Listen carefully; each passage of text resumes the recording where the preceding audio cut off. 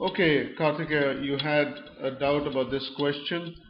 The lines 12x squared plus 7xy minus 12y squared equal to 0, 12x squared plus 7xy minus 12y squared minus x plus 7y minus 1 equal to 0 form a square.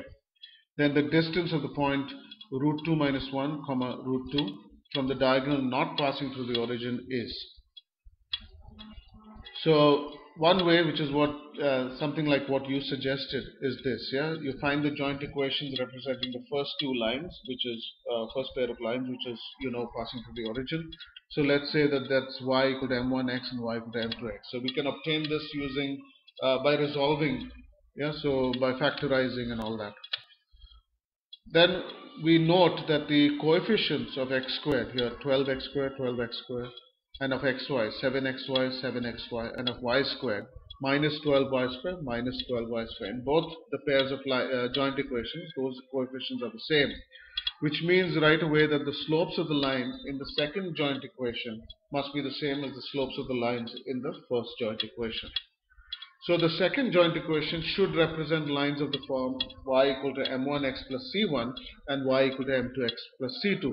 Now we can find the joint equation of these without knowing what c1 and c2. So c1 and c2 show up in the final joint equation here. Now we can equate this joint equation with the second one, and we can see that we will get three equations by equating the coefficients of x, y, and the constant. Yeah, these three equations will contain C1 and C2.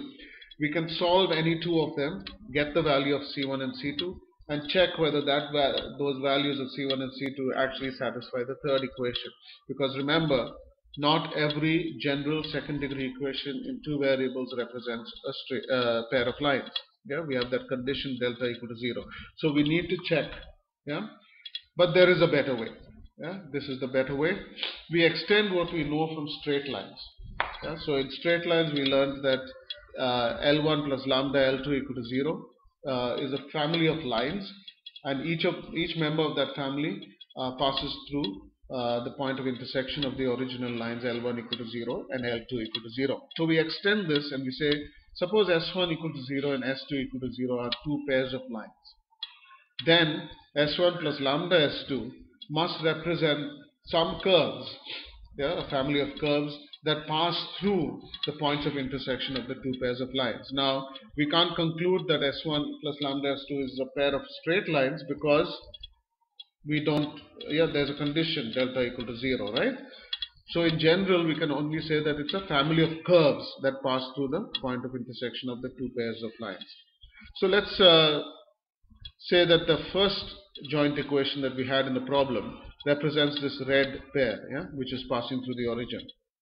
The second joint equation represents this green pair, which consists of parallel lines that are parallel to the original lines, but that are not passing through the origin. So we have OA parallel to BC and OB parallel to AC, and we got the second pair of lines, which is the green one. You can see that we've got this quadrilateral OBCA, which must be a parallelogram. Yeah, and so we have two diagonals here, OC, which is the one that's passing through the origin, not the one we are interested in, and AB, which is not passing through the origin, and therefore the one we are interested in. So now let's go a little further. S1 plus lambda S2 equal to 0 are curves that pass through A and B.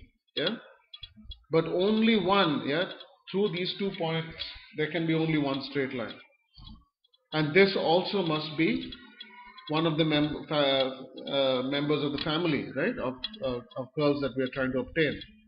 And so we can conclude that when S1 plus lambda S2 equal to 0 is a linear equation, we have actually found the equation of the diagonal AB.